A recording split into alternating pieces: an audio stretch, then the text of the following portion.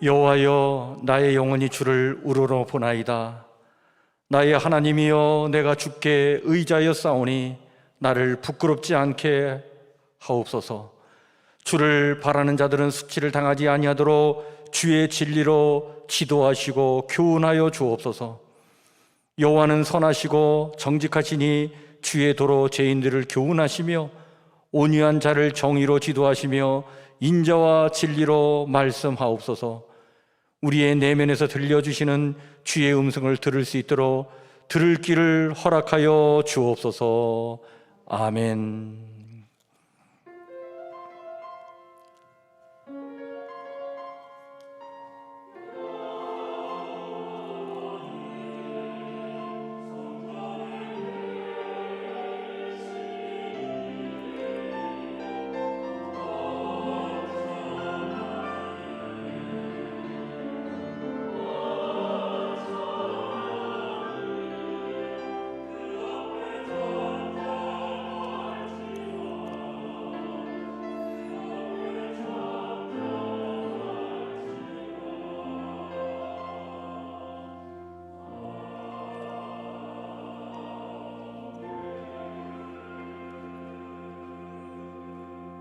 나는 전능하신 아버지 하나님, 천지의 창조주를 믿습니다. 나는 그의 유일하신 아들 우리 주 예수 그리스도를 믿습니다. 그는 성령으로 잉태되어 동정녀 마리에게서 나시고 본디오 빌라도에게 고난을 받아 십자가에 못 박혀 죽으시고 장사된 지 사흘 만에 죽은 자 가운데서 다시 살아나셨으며 하늘에 오르시어 전능하신 아버지 하나님 우편 앉아 계시다가 거기로부터 살아있는 자와 죽은 자를 심판하러 오십니다. 나는 성령을 믿으며 거룩한 공교회와 성도의 교제와 죄를 용서받는 것과 몸의 부활과 영생을 믿습니다. 아멘.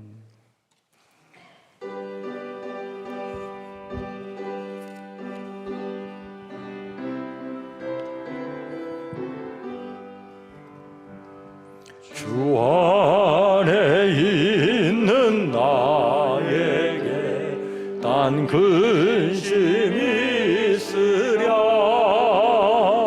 십자가 밑에 나가 내 짐을 풀었네. 주님을 찬송하면서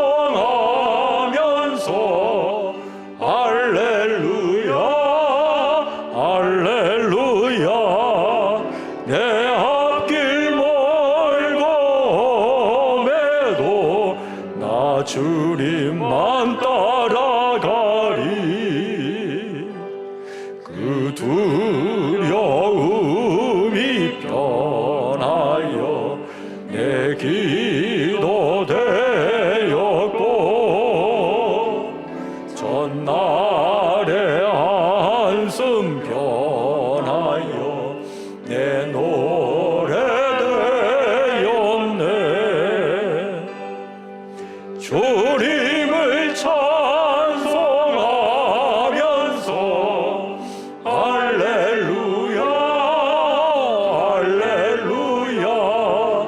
내 앞길 멀고 매도 나 주님만 따라가리. 내 주는 자비하셔서 늘 함께 계시고 내 궁핍 밤을 아시고 늘 채워주시네.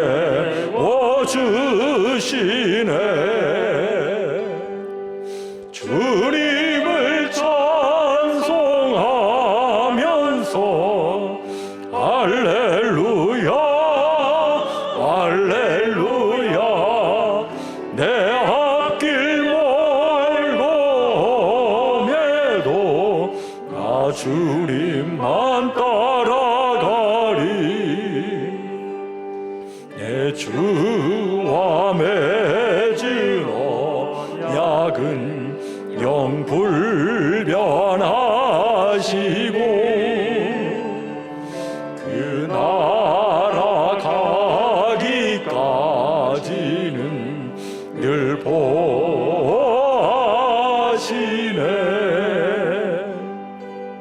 주님을 찬송하면서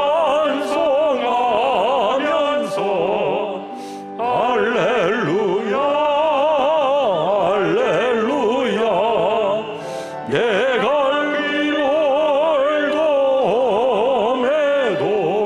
다 주님만 따라가리.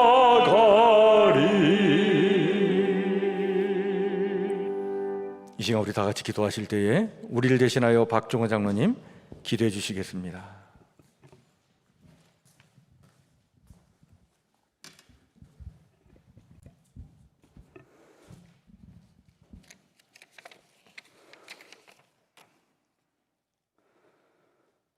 거룩하시며 사랑과 은혜가 충만하신 능력의 하나님 아버지, 이 시간 주님 전에 인도하셔 예배하게 하시고 저희를 하나님의 형상대로 지으시고 내가 거룩하니 너희도 거룩할지어다 하시며 때마다 은혜와 사랑을 베풀어 주시니 감사와 영광을 올려드립니다. 주님께서는 너희가 다 마음을 같이 하며 형제를 사랑하고 겸손하며 악을 악으로 갚지 말고 도리어 복을 빌라 이를 위하여 너희가 부르심을 받았느니 라고 말씀하신 주님의 말씀을 기억하며 이 시간 내 자신을 돌아보며 회개하는 시간이 되었으면 합니다. 우리는 하나님의 백성입니다. 이성과 경험이 우선시되고 사람의 판단과 지식이 기준이 되는 일이 없기를 원합니다. 주의 성령이 강하게 임하시어 우리의 마음과 생각을 바로잡아 주시어 말씀에 굴복하게 하옵소서. 그리하여 이성보다는 믿음을 더 앞세우고 경험보다는 성령의 인도하심으로 주님을 따라가는 순종의 삶으로 나아가게 하옵소서. 주님의 크신 섭리 가운데 이 지역의 성북교회를 세우게 하시고 복음의 사명을 감당케 하셨사오니 이 지역에 주님을 모르는 심령들이 성북교회를 통하여 십자가의 참 복음을 알게 하시고 그리하여 어둠에서 구원의 빛으로 거듭나는 삶으로 인도하는 등대지기 사명을 감당케 하는 성북교회가 되게 하옵소서. 하나님 아버지, 코로나19로 우리가 너무나 많은 것을 잃었습니다. 그러나 또한 돌이켜보면 이 어려운 상황 속에서도 주님께서 우리와 함께 하시는 은혜로 말미암아 깨닫게 하신 것을 기억하게 하옵소서. 평범하게 지났던 수많은 지난 날들을 우린 그것들이 행복인지 감사하지 못하고 지금 이른 뒤에야 귀하고 소중함을 알았음을 고백합니다. 하나님, 우리의 무지함을 긍휼히 여기시어 코로나 공포에서 속히 벗어날 수 있도록 도와주시옵소서. 어려운 상황에서도 말씀을 전하시는 목사님을 단위에 세워주시니 감사합니다. 말씀을 통해 믿음이 더욱더 성장하여 거룩하고 복된 삶이 되기를 소망하면서 다시 오실 예수님 이름으로 기도드렸습니다. 아멘.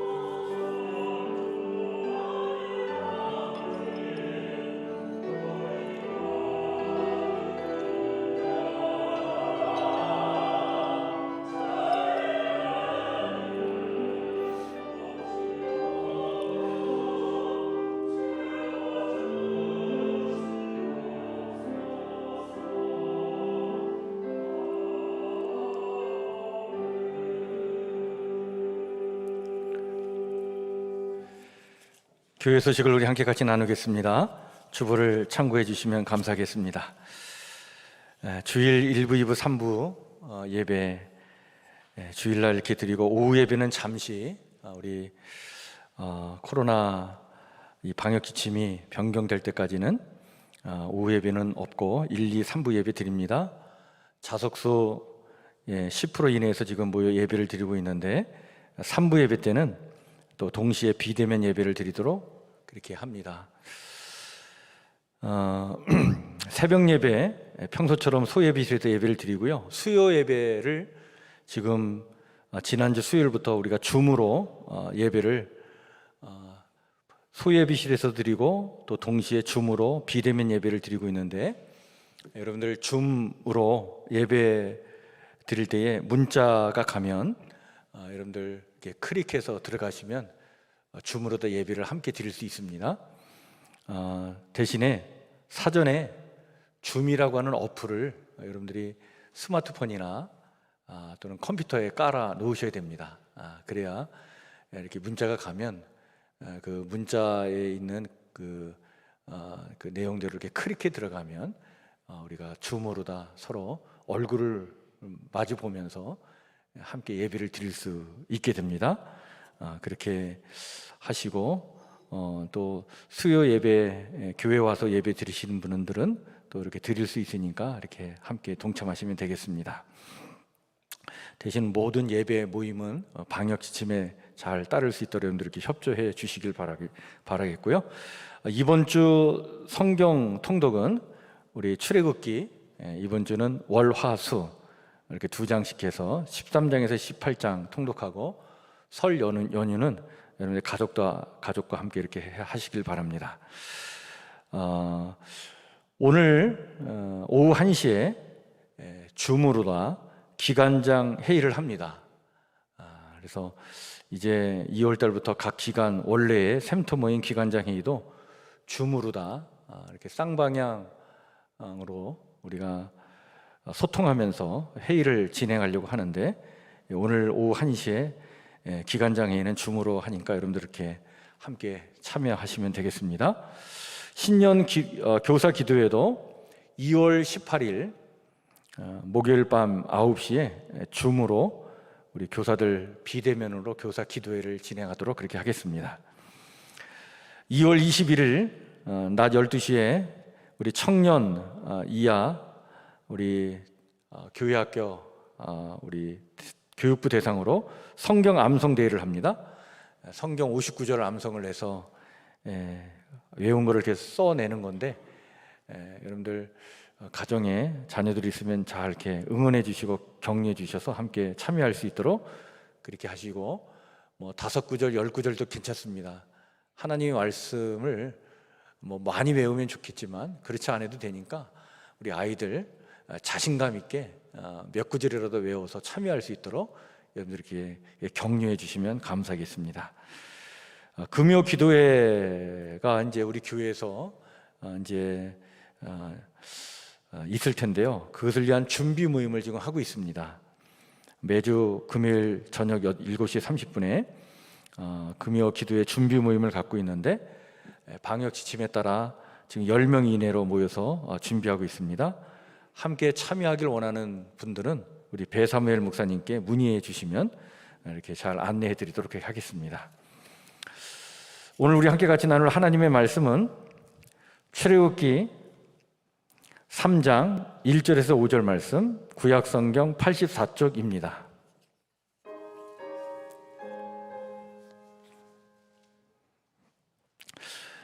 설날 가정예배 순서지가 나왔는데, 여러분들 예배 후에 3층 로비에 있으니까 가져가셔서 가정에서 설날 가정예배 드릴 때에 이 순서지를 잘 활용하셔서 예배 드리시면 되겠습니다.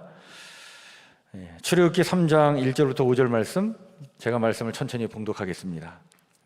모세가 그의 장인 미디안 제사장 이드로의 양떼를 치더니 그 떼를 광야 서쪽으로 인도하여 하나님의 산 호렙에 이르매 여호와의 사자가 떨기나무 가운데로부터 나오는 불꽃 안에서 그에게 나타나시니라.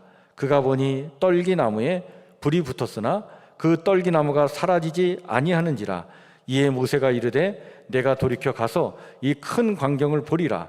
떨기나무가 어찌하여 타지 아니하는고 하니 그때에 여호와께서 그가 보려고 돌이켜 오는 것을 보신지라.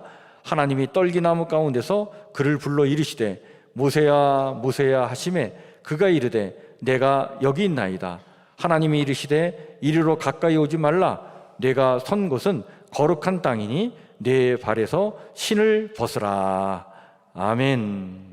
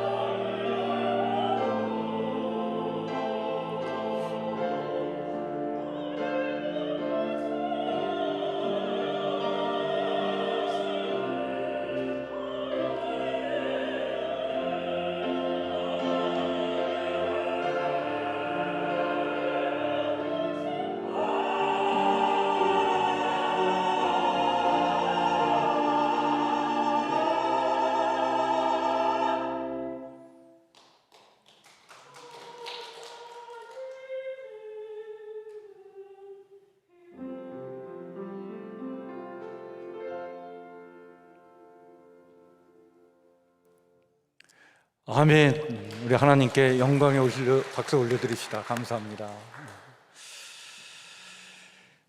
오늘은 우리 출애굽기 3장 1절로서 5절 말씀을 가지고 불붙은 가시떨기로 살기라고 하는 제목의 말씀을 나누고자 합니다. 여러분, 우리가 예배 중에 부른 찬송가 370장 주 안에 있는 나에게, 이 찬송가는 너무나 유명한 찬송가죠. 이 찬송가를 지은 사람이 에드워드 휘잇이라고 하는 여인인데요, 학교 교사였습니다. 이 찬송가는 사연이 있는 찬송가인데, 어느 추운 겨울날 이 에드워드 휘잇이라고 하는 이 여교사가 길을 가다가 한 불량 소년을 만나게 됩니다. 그 불량 소년에게 다가가서 사랑의 손길을 내밀고 그리고 복음을 전하려고 했는데, 그 사랑의 손길을 거절한 이 불량 소년이 어떤 마음에서인지 아주 못된 짓을 했어요. 지붕에 있는 스레트를 이 여인에게 던져버렸는데 그것이 척추를 맞아가지고 크게 다치는 일이 생겼습니다. 그 일로 7개월간 병상에 누워서 아주 꼼짝할 수 없는 그런 어려움을 겪게 됩니다. 이런 곤욕스러운 일을 당하면서 그는 병원에서 아주 여러 가지 생각을 한 거예요. 이렇게 사랑을 실천하려고 했는데 왜 나에게 이런 어려움이 생기는가? 신경이 날카로워졌고, 그리고 그 가해 소년에 대한 증오심, 이런 것이 커져갔고, 그래서 그 마음에 있던 감사하는 마음, 이런 것들은 다 사라지고 그냥 원망, 불평, 이런 마음만 가득 차 있는 그런 자기가 돼버린 거예요. 그러던 어느 날 병실을 청소해 주던 청소부가 병실을 청소하는데 찬송가를 부르면서 바닥을 닦고 있을 때 괜히 신경질이 나고 심통을 부리고 싶은 생각이 들어가지고 그 청소하는 흑인 그 청소부에게 이런 말을 했다고 합니다. 뭐가 좋다고 그렇게 찬송을 부르면서 청소를 합니까? 아주 신경질적으로 이렇게 쏘아붙인 거예요. 참 이렇게 될 수가 있어요, 그죠? 그런데 그 흑인 여인이, 청소를 하던 그 여인이 웃으면서 이렇게 대답을 했다는 겁니다. 내게 닥친 형편과 처지를 찬송으로 바뀔 수 있는 힘을 주님이 주셨는데 줄골 수밖에 없죠. 근데 이 말을 듣는 순간 이 에드워드 휘잇이라고 하는 여인이 큰 충격을 받은 거예요. 마치 그냥 이렇게 전기에 감전된 것처럼 뭔가 찌릿하는 것이 그냥 몸에서 그냥 전율이 느껴지면서 나는 뭐지?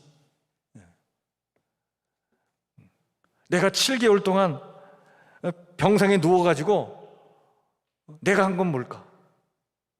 증오와 불평만 가득 찬 나는 뭔가? 자기의 가장 연약한 모습이 느껴지면서 그 순간 참 하나님 앞에 부끄럽고 죄송스러운 마음이 밀려오면서 회개의 눈물이 났다는 거예요.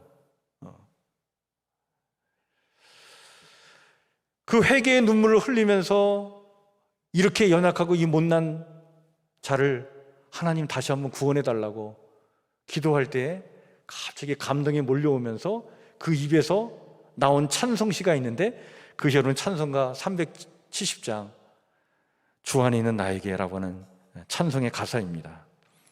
주 안에 있는 나에게 딴 근심이 있으랴. 십자가 밑에 나아가 내 짐을 풀었네.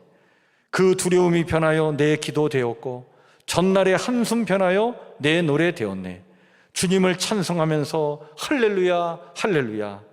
내 앞길 멀고 험해도 나 주님만 따라가리.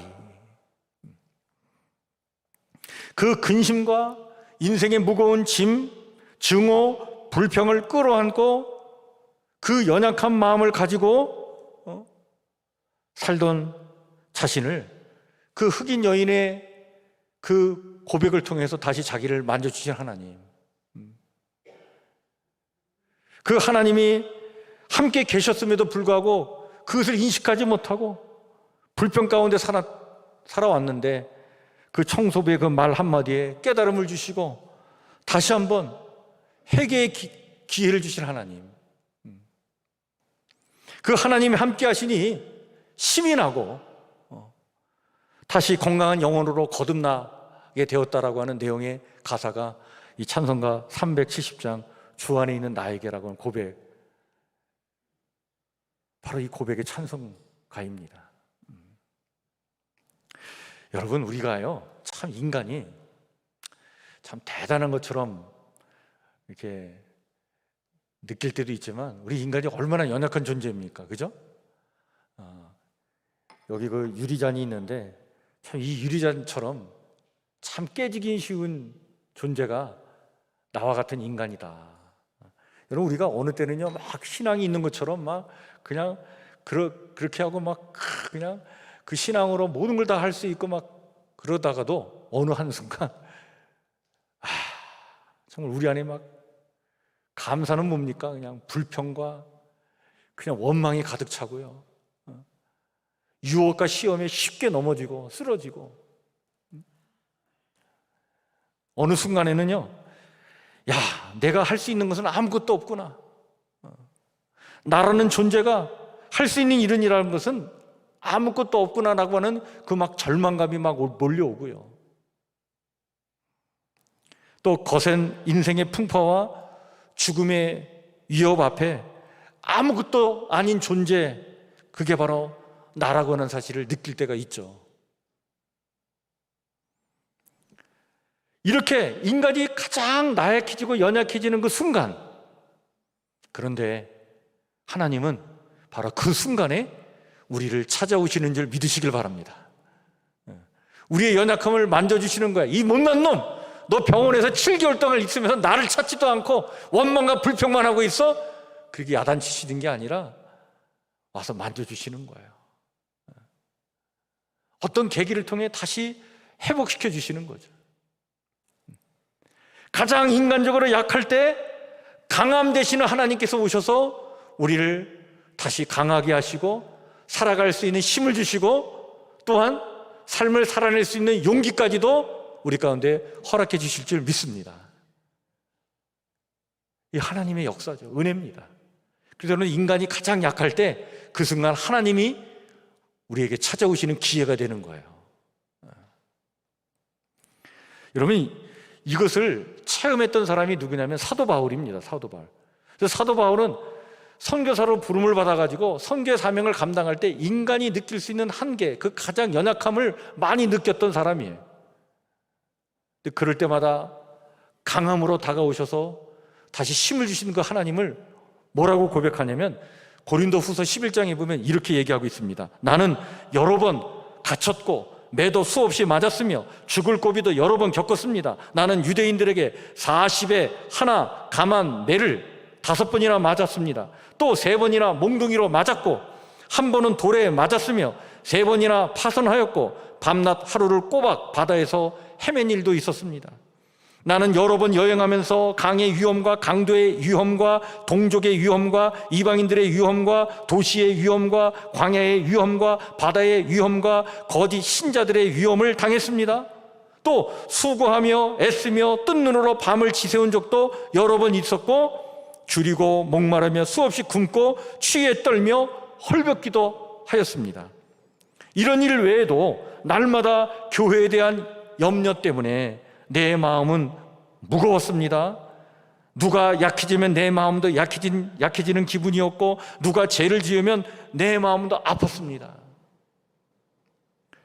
그러면서 하는 얘기가, 그런데 나에게 꼭 자랑을 할 것이 있느냐고 묻는다면, 꼭 자랑을 해야 한다면 나는 나의 약한 것을 자랑하겠습니다. 내가 약할 때 강함 되시는 하나님을 체험하기 때문입니다. 사도 바울의 고백이죠. 빌립보서 4장 6절에서 13절에는 이렇게 성도들에게 또한 권면을 합니다. 내가 약하다고 생각할 때 성도들이여 아무것도 염려하지 말고 모든 일에 기도와 간구로 여러분이 필요로 하는 것을 감사하는 마음으로 하나님께 아뢰십시오. 그러면 도저히 상상도 할 수 없는 하나님의 놀라운 평안이 그리스도 예수 안에서 여러분의 마음과 생각을 지켜주실 것입니다. 나는 어떤 형편에서도 스스로 만족하는 법을 배웠습니다. 나는 가난하게 사는 법도 알고 부유하게 사는 법도 압니다. 내가 배가 부르건 고프건 부유하게 살건 가난하게 살건 그 어떤 경우에도 스스로 만족하게 생각하는 비결을 배웠습니다. 나는 나에게 능력 주시는 자 안에서 모든 것을 할 수 있습니다. 할렐루야. 얼마나 위대한 신앙의 고백입니까? 그러니까 인간적으로 가장 약할 때 하나님은 우리에게 찾아오셔요. 진정 강함이 되신 하나님께서 찾아오셔서 그 약함을 이겨내고 승리의 삶을 살도록 오늘도 우리와 함께 하시는 줄 믿습니다. 여러분, 이것 곧 인간적으로 가장 약할 때 하나님의 은혜로 강함을 체험한 이 이야기의 원조라고 할 수 있는 이야기가 바로 뭐냐면 바로 가시떨기, 불붙은 가시떨기에서 하나님을 만난 모세 이야기예요. 여러분, 모세 이야기는 너무나도 드라마틱하기 때문에 뭐 영화로도 나오고 막 만화로도 막 나오고 우리가 너무나 잘 알고 있는 이야기지 않습니까? 요셉을 알지 못하는 이집트의 왕이 새로 등장하면서 애굽 땅에 살던 히브리인들이 핍박을 받게 되었을 때 나일강에 버려진 아이였다가 애굽의 공주에 의해서 물에서 건짐을 받죠. 이름도 물에서 건짐을 받은 사람이라고 하는 뜻의 모세라는 이름을 그는 얻게 되죠. 바로의 궁정에서 그는 왕자로 자랐습니다. 그러면서 이집트식 교육을 받았습니다. 그러나 유모의 역할을 했던 친어머니 요게벳의 젖을 먹고 그 품에서 자랐기 때문에 히브리인에 대한 어떤 그런 정체성이 있었죠. 그래서 쭉 성장하다가 나이 40이 돼가지고 어느 날 히브리인들에게 폭력을 행사하는 이집트 사람을 보고는 격분을 해서 그를 때려 죽여서 땅에 숨기지 않습니까? 이런 격분에 못 이겨 저지른 그 일이 빌미가 되어가지고 그는 광야로 피신하지 않을 수 없었어요. 미디안 광야에 머물면서 그는 그곳에서 제사장 이드로의 사이가 되어가지고 양떼를 치는 그런 목자가 됩니다. 이집트 왕자에서 양을 치는 목동으로 그 신분이 전락이 된 거예요. 그 광야에서 그는 오랜 시간을 보냈어요. 40년을 보낸 거야, 40년. 그 40년 광야에서 양을 치면서 뭘 느꼈을 거예요? 자기가 얼마나 연약한 존재인지, 자기가 아무것도 아닌 존재라고 하는 것을 느끼게 된 거예요. 전에 이집트의 왕자로 있을 때는 자신이 무엇이라도 할 수 있는 존재라고 생각했는데 근데 이 광야에서 살다 보니까 자기가 아무것도 아닌 존재로 느껴지게 된 거예요. 지금 여전히 히브리인들 자기 동족들은 바로의 압제에서 신음하고 있지만 광야에서 있는 자기는, 양을 치고 있는 자기는 동족들을 위해서 할 수 있는 일은 아무것도 없어요. 뭘 하겠습니까? 그 미디안 광야에서 아내인 십보라와의 사이에서 아들을 얻게 되는데 그의 아들 이름을 뭐라고 져주냐면 게르솜이라고 져주는데, 이 게르솜이라고는 이름의 뜻이 바로 뭐냐면 황무지에 사는 손님이라는 뜻입니다. 이 아들의 이름 속에 모세의 지금 심정이 고스란히 담겨 있는 거예요. 정말 황무지에 지금 살고 있는 손님처럼 자기가 그런 처진 거예요. 그렇게 40년을 살았습니다. 양떼를 몰고 물과 풀을 찾아 그 뜨거운 광야를 걸어다니면서 이따금 눈에 띄는 것이 있는데 그게 바로 뭐냐면 가시떨기죠, 가시떨기. 그 가시떨기를 보면서 한숨을 내쉬면서 그 가시떨기를 보면서 뭘 느꼈을까? 그게 자기라고 느꼈을 거예요, 아마. 아무도 주목하지 않은 곳에서 자라고 있는 그 가시떨기는 또 아무 쓸모도 없는 그런 나무예요. 그 나무야말로 자신의 모습인 듯 그렇게 보였을 것입니다. 작년에 모세는 자신의 무능을 절감하지 않을 수 없었어요. 사막의 열기가 이렇게 막 가열이 되면요, 그 가시떨기는요 스스로 그냥 타가지고 불에 타는 순간 한순간에 사라지는 나무가 그 가시떨기 나무예요. 건조한 곳에 그냥 광야가 뜨겁기 때문에 탁 불이 붙으면 그냥 한순간에 사라지는 게 가시떨기입니다. 그러니까 얼마나 참 하찮은 그런 그 나무겠습니까?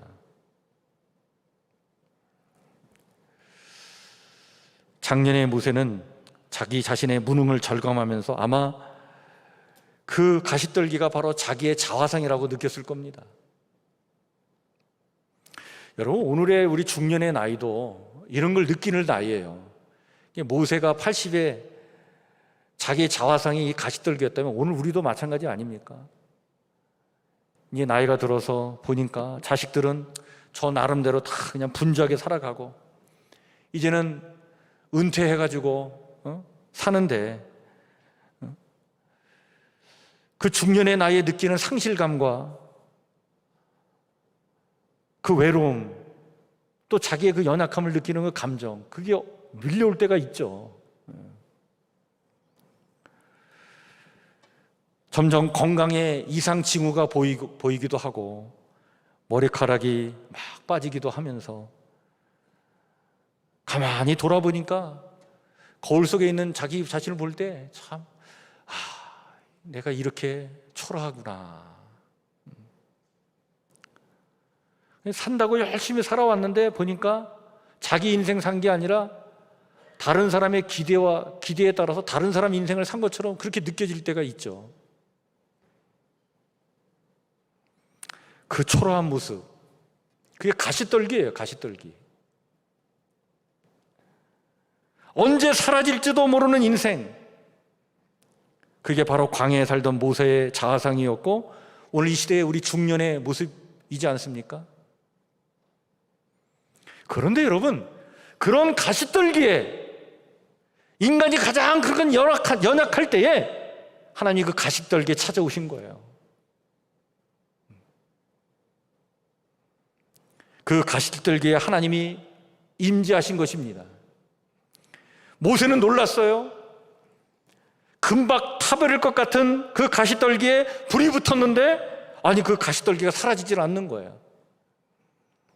그것을 주목했습니다. 놀라웠습니다. 그래서 다가갔어요.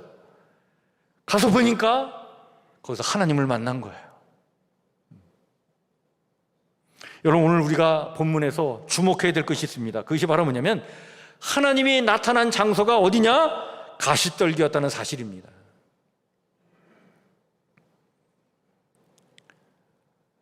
이 사실이 아주 중요한 의미를 우리에게, 신학적인 의미를 두 가지를 우리에게 이야기해 주고 있는데, 첫 번째는 여기에 어떤 의미가 있냐면, 여러분, 하나님은요 스스로 크다고 자부하는 이들이 아니라 보잘것없고 연약한 사람들에게 당신을 드러낸다는 사실입니다.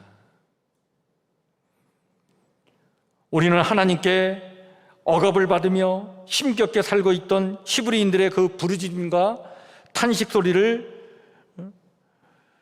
보시고 하나님께서 그들의 처지를 불쌍히 여기셔서 그들을 애굽 땅에서 구원한 이야기를 너무나 잘 알고 있죠. 물론 하나님은 모든 이들의 하나님이십니다. 하지만 스스로를 돌볼 능력이 없는 이들에게 하나님은 우선적인 관심을 가지시는 분이라고 하는 사실을 우리 성경을 통해 알게 되는 거예요. 이들을 구원하시고자 하나님은 모세를 쓰시는데 이때 모세의 처지 또한 보잘것없는 상황에 있었습니다. 가시떨기와 같은 존재였습니다. 그러나 하나님은 그런 존재에게 다가가셔서 당신을 드러내신 거예요. 그리고 두 번째 의미는 하나님은 가시떨기 가운데에 머무시면서도 그 나무를 소멸하시기는커녕 오히려 그 나무를 지켜주고 계셨다는 사실입니다. 하나님은 우리가 큰 나무가 되지 못했다고 책망하지 않으십니다. 오히려 우리의 아픔 속에 임마누엘의 주님으로 함께 하셔서 우리를 지켜주시는 분이시죠. 가시떨기 같은 모세에게 찾아오시는 하나님은 모세에게 이렇게 말씀하셨습니다. 이리로 가까이 오지 말라. 내가 지금 선 곳은 거룩한 땅이니 내 발에서 신을 벗으라. 신을 벗으라 라고 하셨는데, 여러분 왜 하나님께서 신을 벗으라고 하셨을까요? 여러분, 신은 우리가 살아온 우리의 삶의 이력이에요. 지금까지 내가 내 삶을 구성해 온 내 삶 자체를 말합니다. 우리가 지금도 우리 젊은이들이 어디에 취직하려면 이력서를 쓰잖아요. 이력서. 그 이력서라고 하는 그 말의 뜻이 바로 뭐냐면 그 이자가 신이자입니다. 밟아온 삶을 나타내는 이자예요. 밟다라는 뜻입니다. 그러니까 이럭저럭 내가 지금까지 밟아온 삶의 내력을 기록한 문서, 그게 이력서예요. 그런 의미에서 신은 지금까지 내가 살아온 내 삶, 외적으로 드러난 나, 세상 사람들이 알고 있는 나, 그걸 말하고 있는 거예요. 그거 내려놓으라는 거예요. 하나님 앞에 나아가 하나님을 만나려면 지금까지 나라고 생각했던 것 그거 내려놓고, 그 겉사람 내려놓고, 정말 속에 있는 너, 그 진짜 자기의 부족하고 연약한 모습 그대로 하나님 앞에 나아가라. 너 과거에 이집트에서 왕자로 40년 살았지? 아직도 그거 신고 있어? 그거 벗어라는 거예요.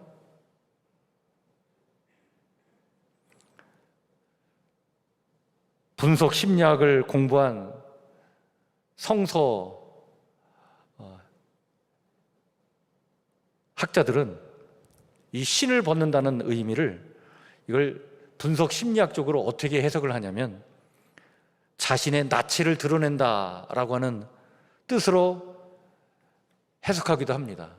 그러니까 자기가 있는 거 다 벗는 거예요. 다 벗는 거. 신만 벗는 게 아니에요.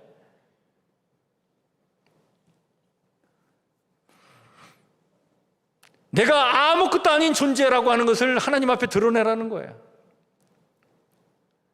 마치 대단한 존재 이콘처럼 뭐를 자꾸 겹겹이 지금 걸치고 있는데 그거 다 내려놔라. 다 내려놔. 그리고 속사람 그대로, 정말 연약한 모습 그대로 나가야 여러분 그 안에 강음으로 역사하시는 하나님의 은혜와 능력이 임하게 될 줄 믿습니다. 그 하나님을 바로 거기서 만나게 되는 거예요. 여러분, 하나님 앞에서는요, 그래서 어떤 사회적 신분도, 어떤 인간적인 지식과 경험도 다 소용이 없는 거예요. 내 것이라고 여기고 있는 지금 어떤 희망, 또 어떤 절망, 경험, 지식, 어떤 소유, 모든 거 다 내려놔야 됩니다. 내려놓고 하나님 앞에 설 때 하나님은 우리의 연약함 속에 온전히 당신의 강함으로 임재하셔서 우리를 새로운 존재로 변화시켜 주시고 새로운 능력을 공급해 주셔서 새로운 인생의 길을 열어주실 줄 믿습니다.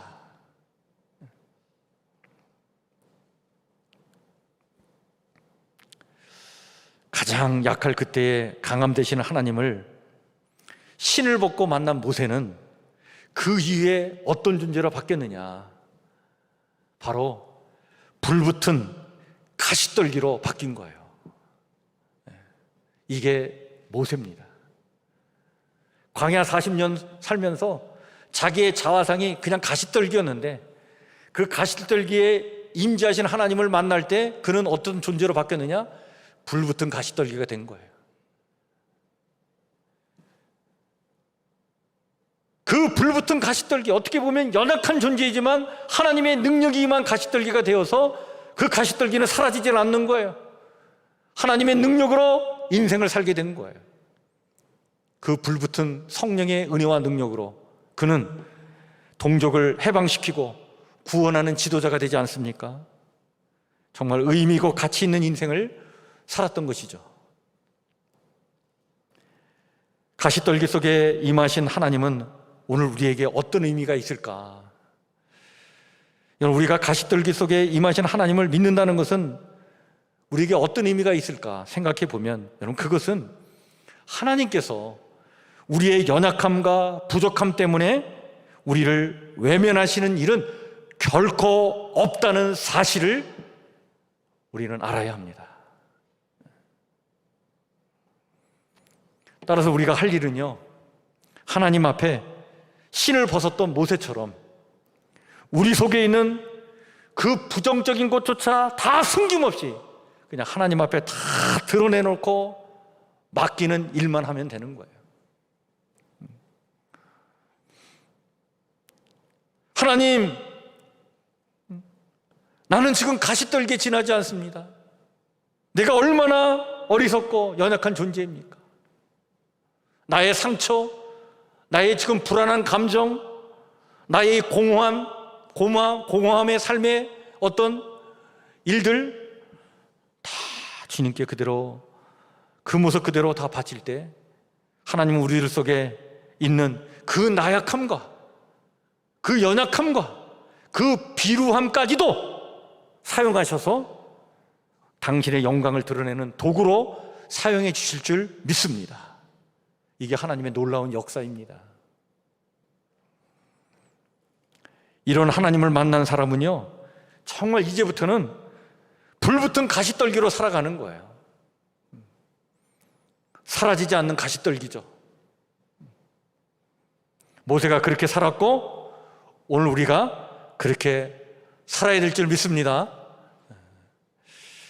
여러분, 이 국제적인 선교 단체 중에 예수 전도단이라고 하는 선교 단체가 있는데, 그 선교 단체를 세운 목사님이 로렌 커닝햄이라고 하는 목사님이십니다. 근데 이분의 책 중에 내 신을 벗으라라고 하는 책이 있는데, 이 책 가운데 이런 간증이 나옵니다. 이 책에 참 그 목사님이 그 예수 전도단을 세우기까지의 어떤 과정 쭉 얘기하면서 자기가 체험한 것들 막 많은 이야기를 하는데, 많은 간증의 이야기가 나오는데 그중에 이런 얘기가 나옵니다. 어느 날 한적한 그 고속도로를 부인과 함께 이렇게 가고 있었는데요, 그날은 부인이 운전을 하고 있었다고 합니다. 근데 어느 순간 갑자기 그냥 이 차가 순간적으로 도로를 벗어나가지고 도로를 벗어나서 도로 밖으로 나가더니 그냥 이 차가 구르기 시작한 거예요.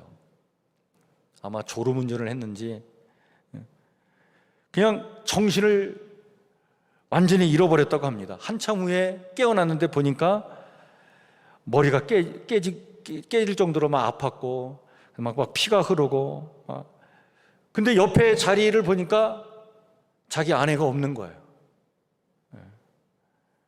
보니까 저쪽에 아내가 말이죠, 이렇게 내동댕이 쳐 있는데 가서 보니 눈동자 동공이 열려 있고 호흡은 하지 않고 있었다고 합니다.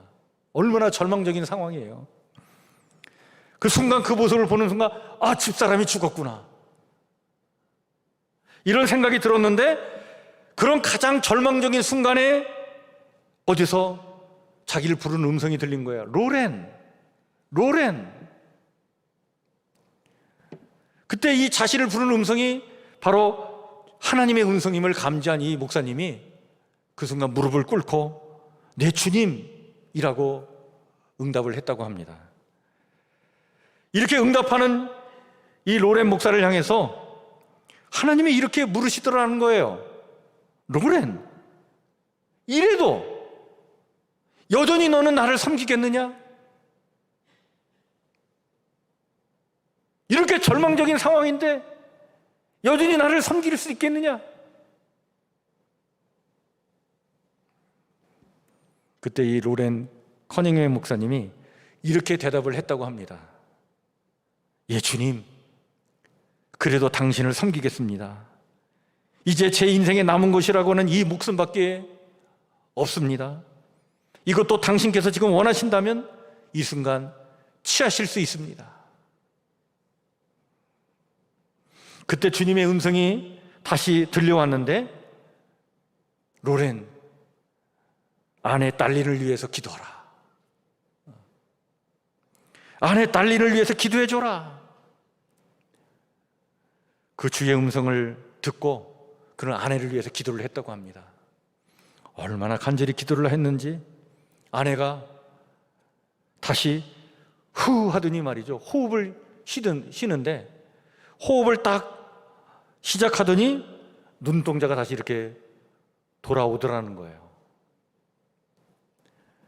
근데 그곳이 사막 가운데 있던 아주 한적한 고속도로였는데 차가 잘 다니지 않는 그런 곳인데 화물차 하나가 지나가다가 이 사고를 보고는 급히 911에 전화를 해가지고 응급차를 불렀고, 그리고 병원에 옮겨져서 이 로렌 목사님은 그날 치료를 받고 나왔고 아내는 3일 후에 퇴원을 하게 되었다고 합니다.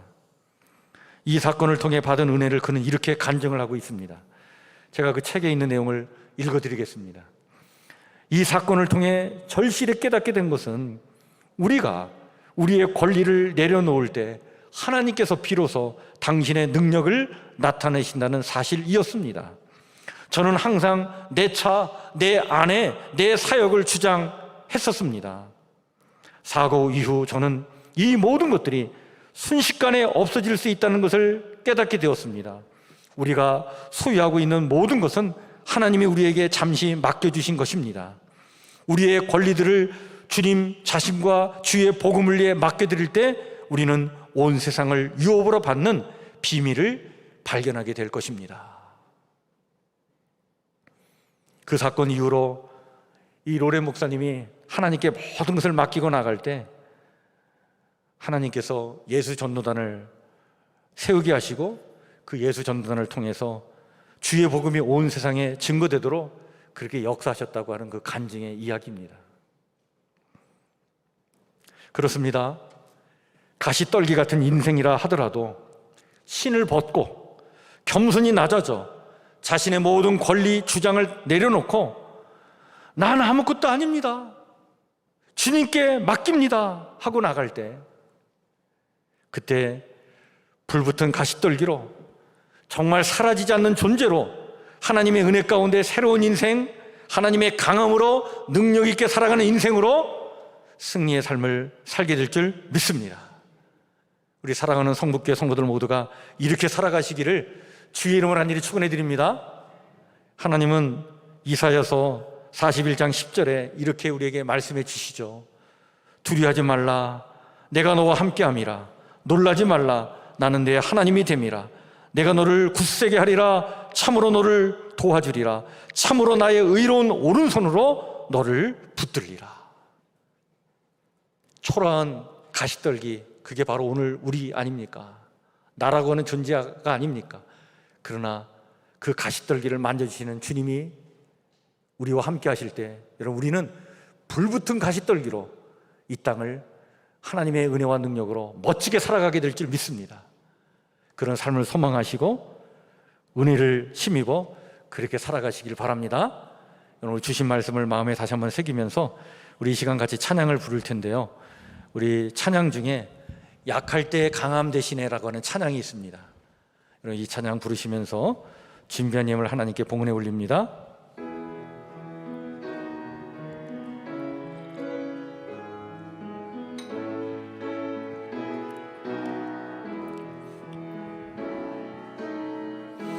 약할 때 강함 대신에 나의 보배가 되신 주 나의 모든 것, 주 안에 포기할 수 없네. 주 나의 모든 것. 예수 어린 양 존귀한 이름. 예수 어린 양 존귀한 이름. 십자가 제사하셨네. 주님의 이름 찬양해. 주 나의 모든 것. 쓰러진 나를 세우고 나의 빈자를 채우네. 주 나의 모든 것. 예수 어린 양 존귀한 이름. 예수 어린 양 존귀한 이름. 기도합니다. 하나님, 1월 한 달을 주 은혜 안에 살게 하시고 바이러스 공포로 불안한 이 현실 속에서도 2월을 맞이하며 이 2월의 첫 주일에 주님 앞에 나와 정말 마음과 뜻과 정성을 다하여 예배케 하시니 참으로 감사를 드립니다. 또한 각자의 형편에 따라 예물을 드리며 아버지 하나님의 주님을 향한 사랑과 그 믿음을 고백하게 하시니 참으로 감사를 드립니다. 이 귀한 힘을 바친 손길에 하나님 하늘의 복을 더해 주시고 하나님의 능력의 손길로 우리 성도들의 손을 꽉 붙잡아 주셔서 연약하고 부족한 저희지만 그러나 하나님의 능력의 손길에 의지하여 정말 불붙은 가시떨기처럼 그렇게 아버지 하나님이여 그 연약함에 아버지 하나님이여 함몰되어서 그 자기 자신을 비하하고 절망하며 아버지 하나님이여 불평하며 원망하며 살아가는 인생이 아니라 하나님의 손길에 의지하여 믿음으로 굳게 일어나 용기 있게 활기차게 멋지게 당당하게 힘있게 살아가는 우리 성도의 삶이 되길 원하오니 하나님 축복하여 주시옵소서. 설 연휴가 다가오는데 바이러스의 위협 속에서 가족들과의 만남도 쉽게 할 수 없는 상황이지만 보호하시는 주님의 손길이 함께 하셔서 우리 성도들과 성도들의 가정 모두가 몸과 마음과 영혼이 더욱 강건해지도록 하나님 축복하여 주시옵소서. 졸업을 하고 진급하는 우리 아버지 하나님의 우리 자녀들이 있습니다. 이제 대학에 입학하여 이제 대학 생활을 하는 우리의 자녀들이 있습니다. 또한 아버지 하나님 정말 미래를 위하여 진로를 모색한 우리 청년들이 있습니다. 군에 간 청년들도 또한 있습니다.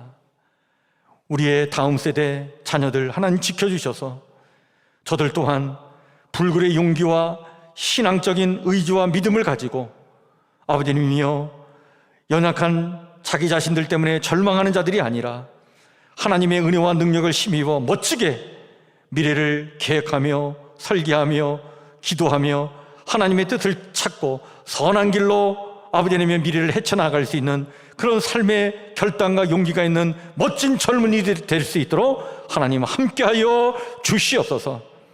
병마와 싸우고 있는 우리 성도들 아버지 하나님 그 몸과 마음과 영혼을 강건케 하여 주시옵소서. 끝내 싸워 이길 수 있도록 하나님 함께해 주시옵고 은혜를 베풀어 주시옵소서.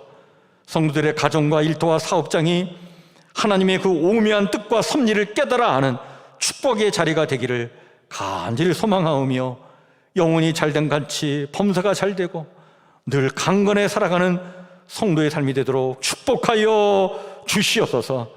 주의 은혜를 간절히 구하오며 예수님 이름으로 기도하옵나이다. 아멘. 우리 앞에 옆에 뒤에 살피시면서 한번 인사 나누겠습니다. 우리 가정에서도 가족들과 함께 인사 나누죠. 할렐루야, 반갑습니다. 승리하시길 바랍니다. 사랑합니다. 감사합니다. 아자르의 하나님, 도움을 주신 하나님, 그 하나님 의지하면서 아자! 승리의 삶을 살아가시길 바랍니다. 그 설날을 맞이해서 그 설 가정 예배 순서지가 우리 3층 로비에 있는데 여러분 예배 후에 꼭 필요하신 분들 가져가시고 또 비대면으로 예배 드리시는 분은 주중에 필요하시면 교회에 오셔서 이렇게 챙겨 가셔서 이 구정 연휴 때 가족들과 함께 모여서 예배 드리시고 그 예배 드리기 위한 그 순서지로 잘 활용해 주시길 바랍니다. 우리 다 같이 일어나셔서 우리 찬송가 431장 1절 3절 같이 힘차게 찬양 부르겠습니다.